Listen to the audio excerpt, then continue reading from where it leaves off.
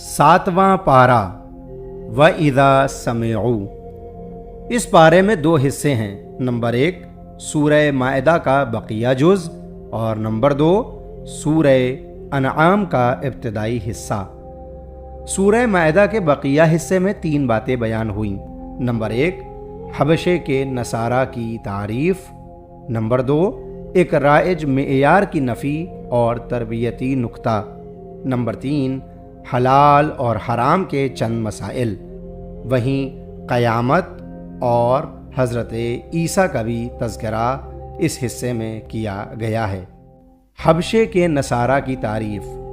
جب ان کے سامنے قرآن کی تلاوت کی جاتی ہے تو اسے سن کر ان کی آنکھیں آنسوؤں سے تر ہو جاتی ہیں۔ جس وقت مسلمانوں نے مکے سے حبشے کی طرف ہجرت کی تو حبشے کے عیسائی بادشاہ نے ان سے قرآن کی تلاوت کرنے کو کہا، اور جب قرآن کی تلاوت ہوئی تو خشیت الہی سے اس کی آنکھوں میں آنسو جاری ہو گئے، جس کو اس پارے کے اس حصے میں بیان کیا گیا ہے۔ نمبر 2 ایک رائج معیار یعنی اکثریت صحیح ہوتی ہے۔ قرآن کریم نے اس معیار کی نفی کرتے ہوئے ایک تربیتی نکتہ بیان کیا کہ ضروری نہیں ہے کہ جدھر اکثریت ہو ادھر ہی حق ہو، بلکہ اکثریت ان کی ہے جو حق کو سمجھتے ہی نہیں ہیں۔ سورہ کی آیت نمبر 109 میں انبیاء اور رسولوں کا اللہ تعالیٰ کے مقابلے میں ادب کا ایک نمونہ بھی دیکھنے کو مل جاتا ہے۔ حلال اور حرام کے مسائل میں یہ بیان ہوا کہ ہر چیز خود سے حلال یا حرام نہ بناؤ، اور رہبانیت یعنی دنیا کو ترک کرنے کو بھی منع کیا گیا ہے۔ عام طور پر کئی ادیان میں دیکھا گیا کہ جب وہ اللہ اور اپنے پالنے والے کی طرف جھک جاتے ہیں تو دنیا کو چھوڑ دیتے ہیں۔ اسلام نے اس کو منع کرتے ہوئے فرمایا کہ کوئی بھی حلال شے جو اللہ نے تمہارے لیے جائز قرار دی ہو اس کو اپنے لیے حرام نہ کرو۔ لغو قسم پر مؤاخذہ نہیں، البتہ یمین غموس پر کفارہ ہے، اور 10 مسکینوں کو 2 وقت کا کھانا کھلانا یا انہیں پہننے کے لیے کپڑے دینا، ایک غلام آزاد کرنا، اور ان تینوں کے نہ کر سکنے کی صورت میں 3 دن روزہ رکھنا بیان کیا گیا ہے۔ یعنی اگر کوئی بیہودی قسم کھا لے تو اس پر کوئی مواخذہ نہیں ہوتا، لیکن اگر کوئی قسم کھا کر توڑ دے تو پھر اس کے کفاروں کی صورت میں ان چیزوں کو بیان کیا گیا ہے۔ وہیں شراب، جوا، بت اور پاسا حرام قرار دیا گیا۔ حالت احرام میں محرم تری کے یعنی دریا کے جانوروں کا شکار کر سکتا ہے، لیکن خشکی کے جانوروں کا شکار نہیں کر سکتا۔ اس بحث کو بھی پارے کے اس حصے میں بیان کیا گیا ہے۔ حرم میں داخل ہونے والے کے لیے امن ہے، یعنی جو خانہ خدا میں داخل ہو جائے اللہ کی طرف سے اسے امن مل جاتا ہے، اس کو بھی بیان کیا گیا ہے۔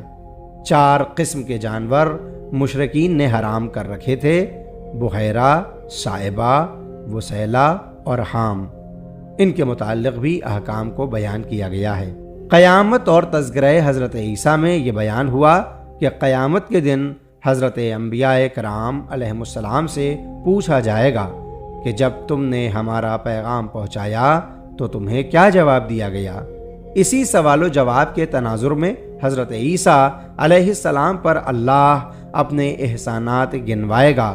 ان احسانات میں مائدے والا قصہ بھی ہے کہ حواریوں نے حضرت عیسیٰ علیہ السلام سے کہا کہ اللہ تعالیٰ سے کہو ہم پر ایسا دسترخوان اتارے جس میں کھانے پینے کی آسمانی نعمتیں ہوں۔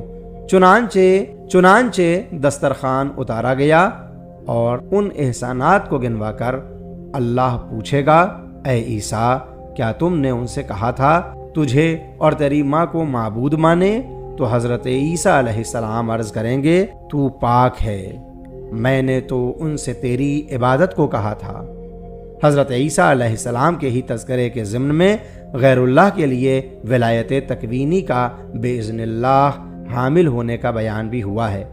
وہیں دوسرے حصے میں سورہ انعام کا جو ابتدائی حصہ ہے اس میں 4 باتوں کو بیان کیا گیا: توحید، رسالت، قیامت اور تربیتی اور اخلاقی نکات۔ توحید کے سلسلے میں اس سورے میں بیان ہوا کہ اللہ کی حمد و ثنا اور عظمت و کبریائی کس طریقے سے ہے۔ وہیں رسالت کا تذکرہ کرتے ہوئے رسول اکرم صلی اللہ علیہ وآلہ وسلم کے لیے عام انسانوں کے ہم جنس ہونے کا سبب بیان کیا گیا۔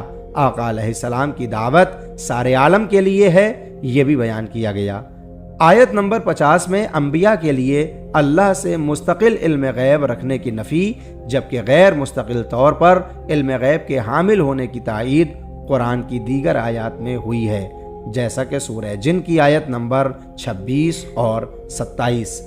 نبی علیہ السلام کی تسلی کے لیے اللہ تعالیٰ نے 18 انبیاء کا تذکرہ کیا ہے، جن میں حضرت ابراہیم، حضرت اسحاق، حضرت یعقوب، حضرت نوح، حضرت داؤد، حضرت سلیمان، حضرت ایوب، حضرت یوسف، حضرت موسیٰ، حضرت ہارون، حضرت زکریا، حضرت یحییٰ، حضرت عیسیٰ، حضرت الیاس، حضرت اسماعیل، حضرت یسع اور حضرت یونس کے علاوہ حضرت لوط کا ذکر کیا گیا۔